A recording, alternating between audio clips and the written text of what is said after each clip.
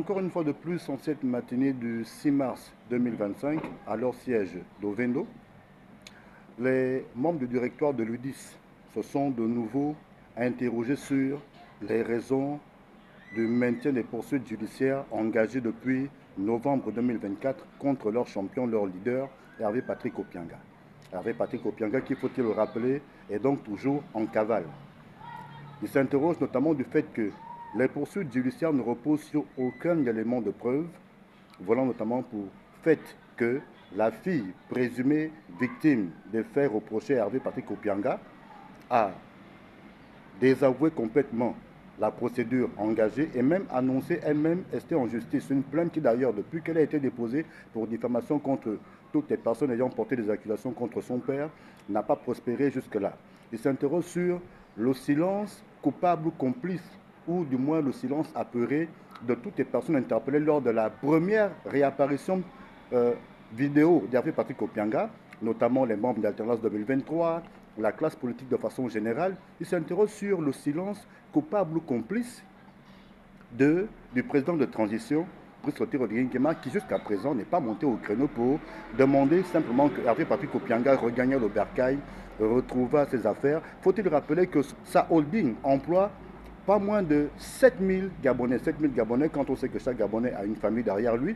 C'est donc de se demander pourquoi ce dernier est toujours obligé de se terrer en exil, en cavale, caché et craignant de fait de ne pas pouvoir rentrer dans son pays natal de façon sécurisée.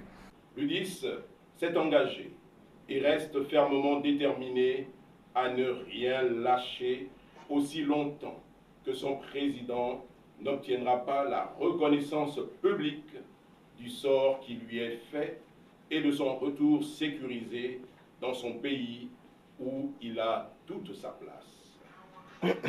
Au cours de nos précédentes sorties, nous avons fait la démonstration éclatante et scientifique que M. Hervé Patrick Opianga est victime d'une machination ourdie par des forces obscures, mue par des motivations mystérieuses et inavouées, sous le manteau douteux d'une justice manifestement aux ordres, dans un contexte pourtant noble de restauration des institutions.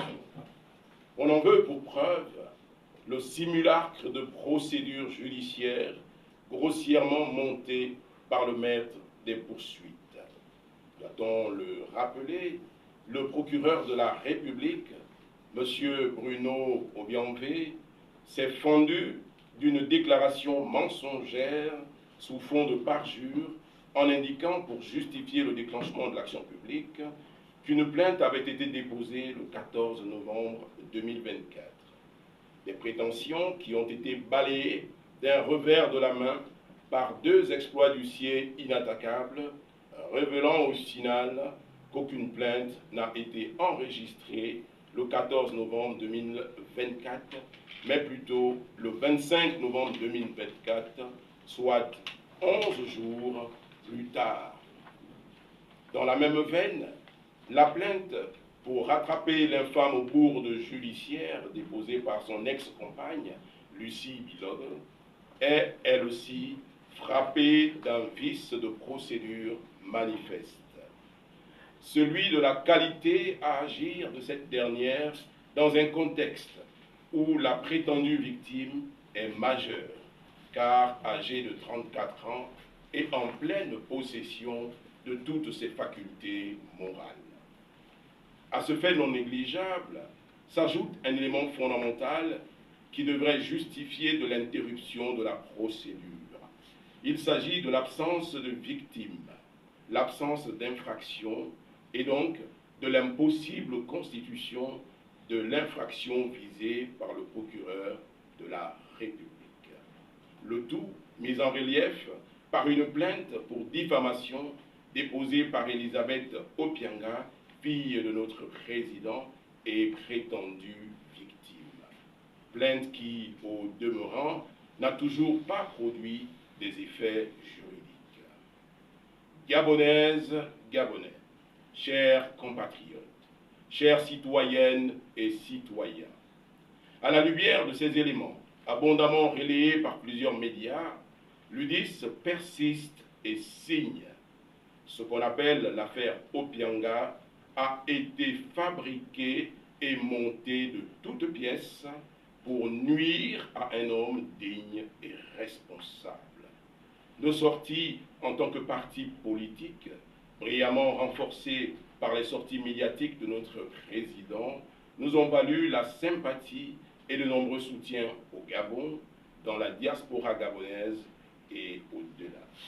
Nous nous réjouissons de ces réactions, surtout pour notre président que beaucoup ont découvert, tel qu'il est réellement et non tel que les clichés grotesques et mensongers ont tenté de le dépeindre pendant des années.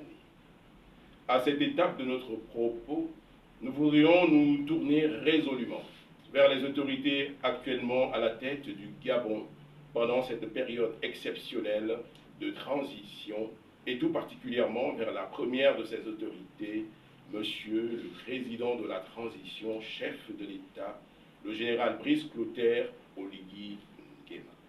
Monsieur le Président de la Transition, l'UDIS s'indigne du fait que, depuis le mois de novembre 2024, un fils du Gabon, un aîné, est une fois de trop victime des incohérences de notre justice et des bassesses de notre système politique.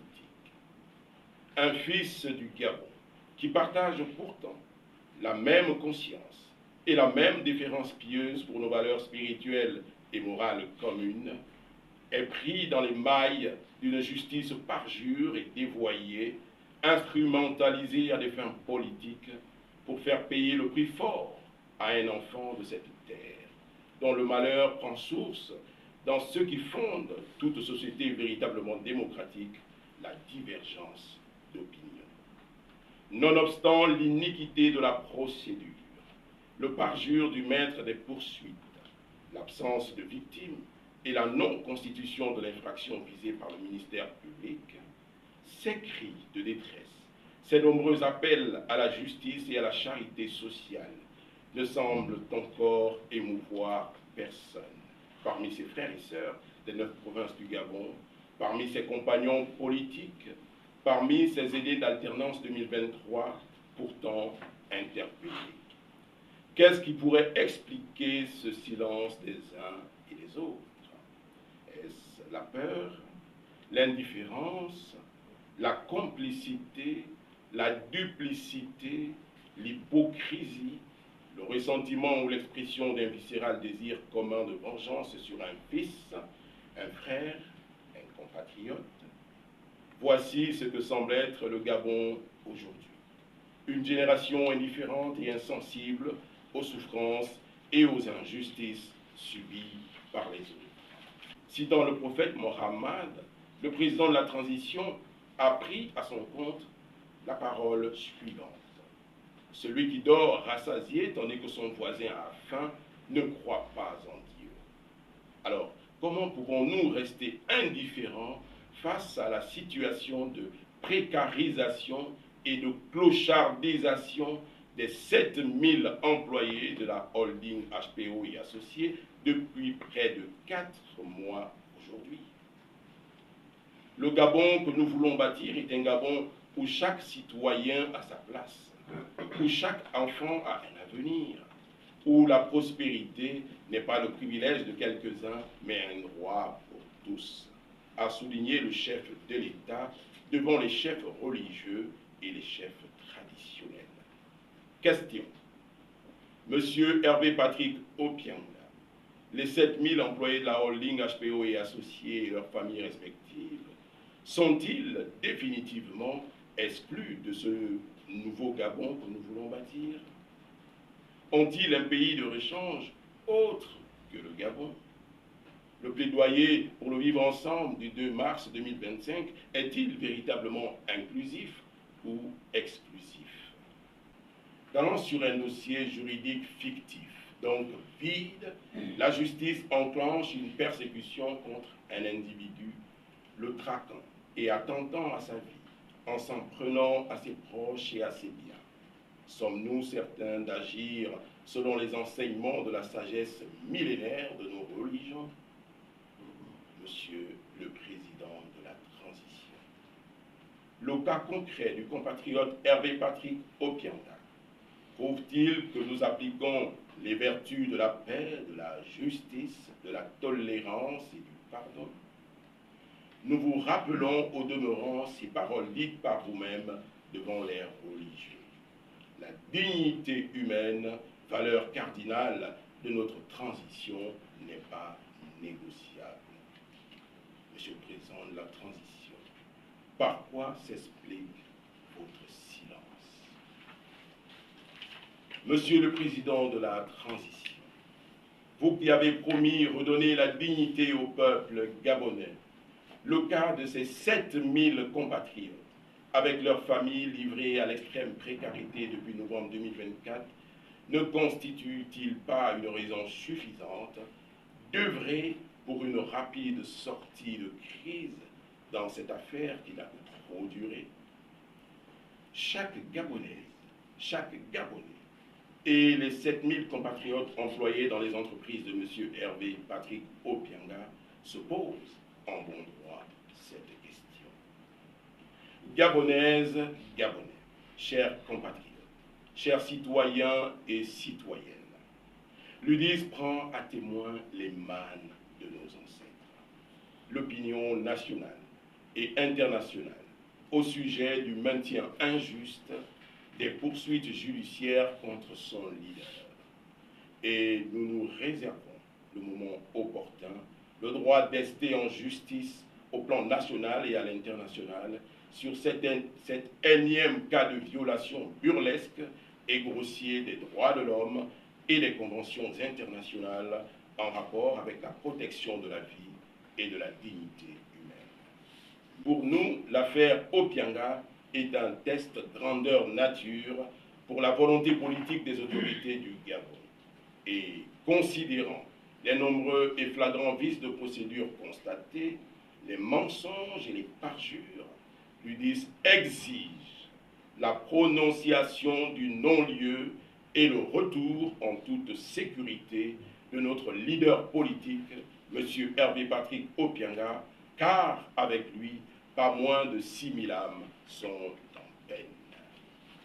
L'UDIS jugera le maçon du Nouveau Gabon au pied du mur, non pas celui des lamentations, mais le mur de la réhabilitation sociale, économique et politique de M.